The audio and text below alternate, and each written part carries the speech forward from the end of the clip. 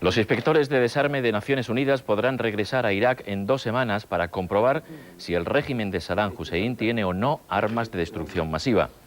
Naciones Unidas, Irak y la Organización Internacional de la Energía Atómica han llegado hoy en Viena a un acuerdo que permite el acceso sin restricciones a todas las instalaciones del país de los inspectores de armas de Naciones Unidas, salvo los 8 palacios presidenciales, como exigen Estados Unidos y Reino Unido.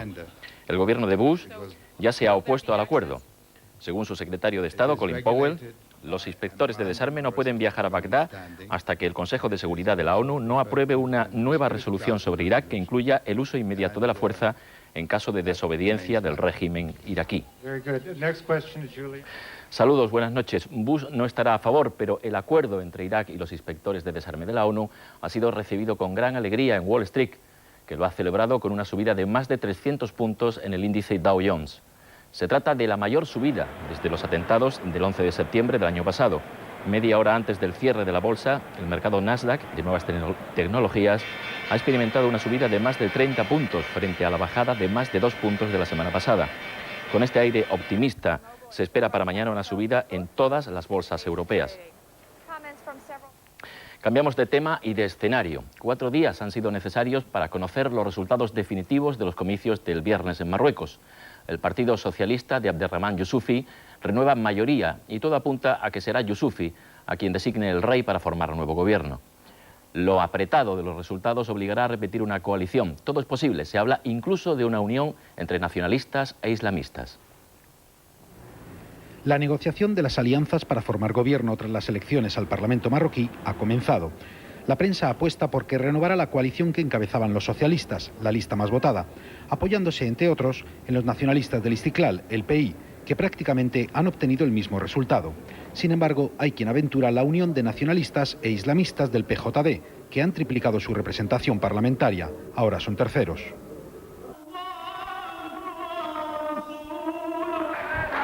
Se denominan Partido de la Justicia y Desarrollo, y en sus mítines nunca falta la lectura del Corán. Su vicesecretario general nos recibió para explicar su programa y avanzó que están abiertos a coaligarse con el Istiklal. Es posible, unirnos al Istiklal es muy probable. Othmani tiene 46 años y es psiquiatra de profesión. Él se ve como ministro de Educación. Su prioridad es acabar con la corrupción en la administración y el analfabetismo en el país. Piden restaurar la identidad islámica y, curiosamente, la mujer más votada iba en sus listas.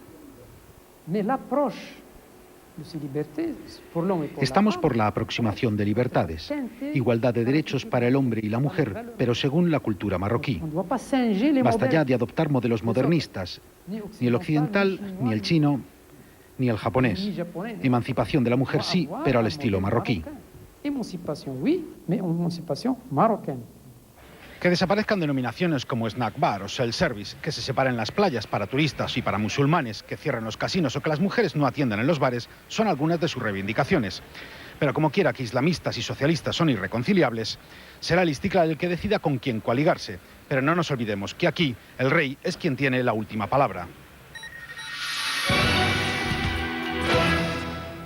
La rebelión de las Misses continúa adelante. España se ha convertido hoy en el 8º país que renuncia a participar en el certamen de Miss Mundo a celebrar en Nigeria el mes que viene.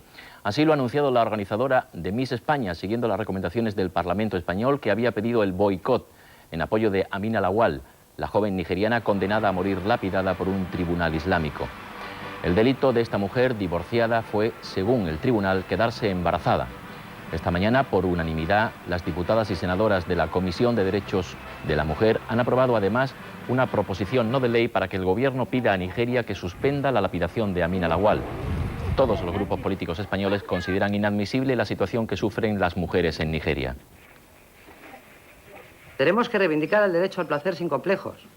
Que tanto las que sean creyentes como las que no crean en nada, tenemos una magnífica explicación. Sea Dios o sea la naturaleza, el placer nos lo han regalado como nos han regalado el dolor. Y las mujeres queremos pillar nuestro cacho de placer. ¿Por qué no? Miss España no irá a Nigeria, pero los socialistas andaluces sí llegarán a Madrid para manifestarse contra la reforma del desempleo. La llamada marcha contra el decretazo ha abandonado hoy Andalucía para entrar en Ciudad Real y de La Mancha hasta Madrid, donde los trabajadores tienen previsto llegar el próximo sábado, día 5. 2 días más tarde, el lunes 7, los líderes de UGT y de Comisiones Obreras tienen una cita en el Ministerio de Trabajo con el titular de la cartera, Eduardo Zaplana, que parece dispuesto a ofrecerles algunos cambios de la reforma del desempleo.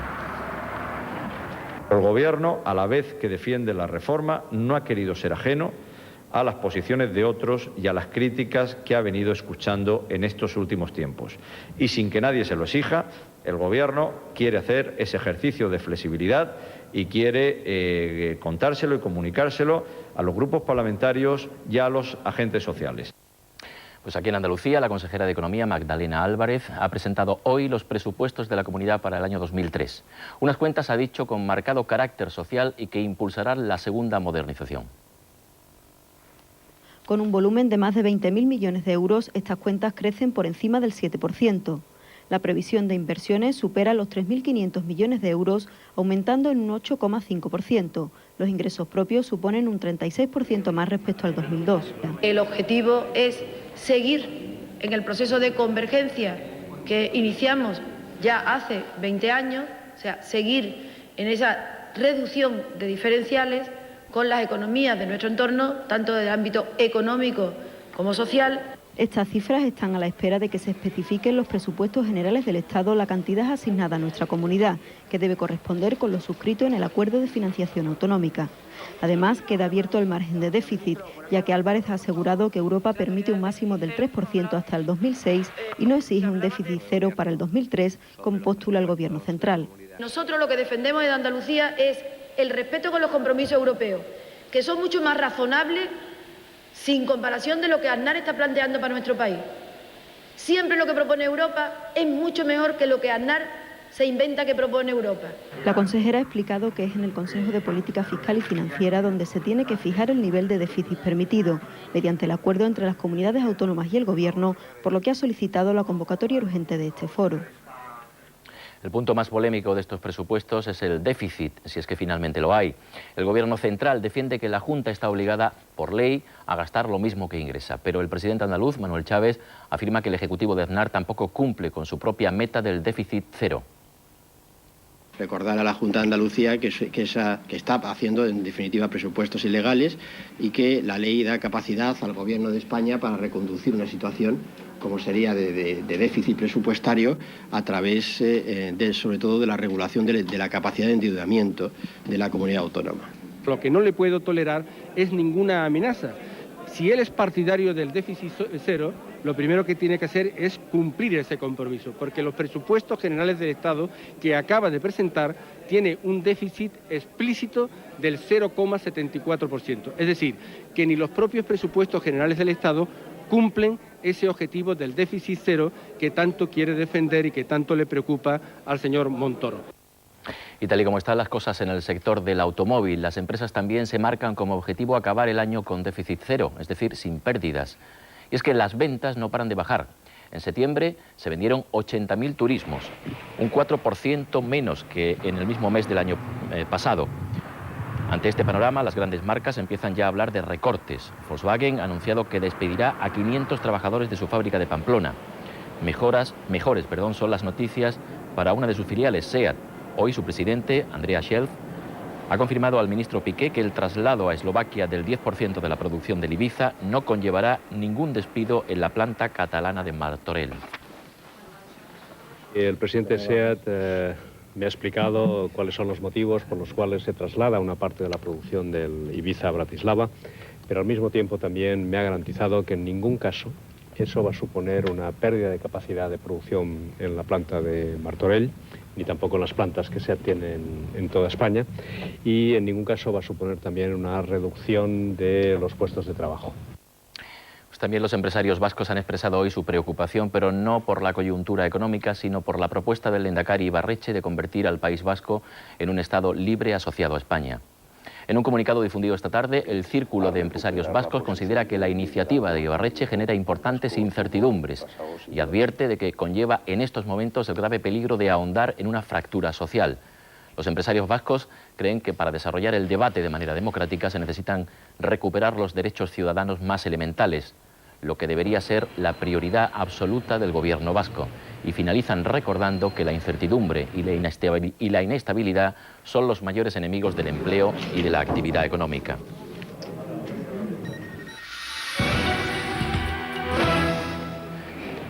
La Junta de Andalucía abrirá un expediente de información a la compañía Vodafone. La empresa tendrá que explicar oficialmente el por qué se suspendió el servicio que dejó ayer a miles de andaluces sin móviles. La administración andaluza reprocha a Vodafone, la antigua Airtel, que no ofreciera a los usuarios explicaciones claras sobre lo ocurrido. El expediente informativo podría derivar en una multa de 600.000 euros a la compañía de telefonía móvil. Por ahora, Vodafone apunta hacia un posible sabotaje. Al parecer, la avería se debió a unos cortes en la fibra óptica, algo que, según la empresa, solo pueden realizar personas que conocen bien el sistema tecnológico de Vodafone. La suspensión del suministro afectó, por cierto, a gran parte de Andalucía, lo recordarán anoche, de Extremadura y también de Canarias. Vamos a otra cosa. Llegó octubre y con las primeras lluvias y con los primeros fríos llegaron también los primeros temores a una enfermedad que el invierno pasado padecieron 7 de cada 1000 andaluces, la gripe. Este dato avala el éxito de una campaña de vacunación que ha comenzado precisamente hoy. Desde hoy, 900.000 dosis de vacunas como estas que están viendo, antigripales, están disponibles en 1.412 puntos de Andalucía. No hay prisa. La vacuna es efectiva 3 semanas después y los llamados picos de la gripe no se producen hasta bien entrado el invierno. Habrá que recordar que la gripe es una enfermedad en principio leve, pero que puede resultar de consecuencias mortales para los denominados grupos de riesgo, es decir, mayores de 65 años, niños y enfermos cardiovasculares. Y hablando de enfermedades y de remedios para curarlas, hoy hemos recibido una mala noticia. Un científico se nos marcha de España. Se trata del investigador con células madre embrionarias Bernat Soria. Se queja de que nuestro país no puede avanzar en sus trabajos a pesar del 1.000.000 de firmas recogidas en su apoyo. A él se han unido colectivos de científicos y asociaciones de enfermos que consideran que este tipo de investigación podría ser fundamental para la curación de enfermedades como el Alzheimer o la diabetes. Era una noticia esperada. El científico valenciano Bernat Soria ha comparecido hoy para anunciar que continuará parte de su investigación en otros países, dado que aquí no puede avanzar en sus trabajos con células madre embrionarias. El proyecto de Singapur se engarza dentro de otro proyecto con el cual yo ya estaba colaborando, que es una unidad de trasplante de islotes pancreáticos. Entonces, esto forma parte del otro proyecto, de un macroproyecto de trasplante, que sería la primera unidad de trasplante de islotes que habría en Asia, ¿no? El adiós de este científico llega en medio de un debate sobre la conveniencia o no de investigar con células madre embrionarias y después del anuncio de la Unión Europea sobre una moratoria para financiar este tipo de proyecto. Desde el gobierno español se apuesta más por la investigación con células madre adultas, un tipo de investigación que no tiene implicaciones éticas y que ya ha dado resultados, pero una parte de los científicos cree que no se puede descartar combinar los dos tipos de investigación. La diferencia entre una célula madre embrionaria y una célula madre adulta es que la célula madre embrionaria tiene una mayor capacidad de proliferación y una mayor capacidad de diferenciación a distintos linajes. Por lo tanto, la biología de una célula madre embrionaria es distinta de la biología de una célula madre adulta. Por eso creemos que hay que hacer investigación con ambas. La investigación con células madre obtenidas de embriones congelados ha abierto una puerta a la esperanza para una parte de la comunidad científica y asociaciones de enfermos crónicos. Piensan que en un futuro podría ser la clave para combatir enfermedades como el Parkinson, el Alzheimer o la diabetes.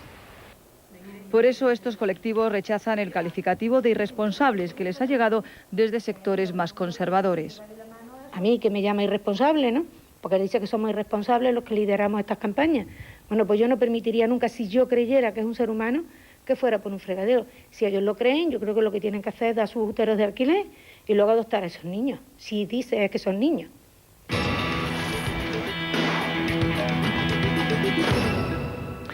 La tercera jornada de la Liga de Campeones no ha podido empezar mejor para los equipos españoles. Tanto Barcelona como Deportivo de La Coruña han resuelto y de forma brillante sus compromisos ante el Les y ante el Lokomotiv. Y el Barça que cierra una primera vuelta perfecta, la del Depor ha sido, digamos, muy buena, a pesar del lunar que fue la derrota contra el Milan en casa por 0-4. Y bueno, ahí estamos, casi con un pie y medio en la siguiente ronda los dos. Tanto el Depor como el Barça han dado hoy un paso muy importante, por no decir definitivo, en sus aspiraciones de clasificarse para la segunda ronda de esta Liga de Campeones. El conjunto deportivista, tras remontar en Riazor el gol inicial del Lens para terminar imponiéndose por 3-1, se ha colocado segundo en la clasificación del Grupo G con 6 puntos, 5 más que el tercero, que es el Bayern de Múnich, que hoy volvió a perder en su casa ante el Milan. El FC Barcelona, por su parte, tras imponerse al Lokomotiv en Moscú, también por 3-1, la primera victoria de los azulgranas en la capital moscovita en competición oficial, ocupa el liderato del Grupo H con 9 puntos y aventaja en 5 al segundo clasificado, el Galatasaray. El Barça abrió el marcador en Moscú a los 29 minutos de juego. Kluivert aprovechó un rebote en un delantero tras el centro de Mendieta para marcar el 1-0. Solo 3 minutos después, Aviola aumentó la ventaja azulgrana en el marcador rematando de cabeza un centro de Xavi. Volvió a ser protagonista en el segundo tiempo tras una asistencia de Luis Enrique. Aguantó la entrada del defensa ruso y colocó el tercero. El gol del Lokomotiv fue con una bonita vaselina del nigeriano Obiorak. Con el 1-3 el Barça mira a Europa con ilusión y olvida el descalabro en Huelva ante el Betis. El entrenador Irureta sabía que con una victoria en Riazor ante el Lens, su equipo lograría casi todo lo necesario para clasificarse para la segunda fase de la competición. Y lo consiguió. Además, para gozo deportivista, el Bayern perdió ante el Milán. Los galos marcaron 1. Centro desde la línea de fondo y remata Moreira. Tras varias ocasiones blanquiazules, fue en la segunda mitad cuando se concretaron.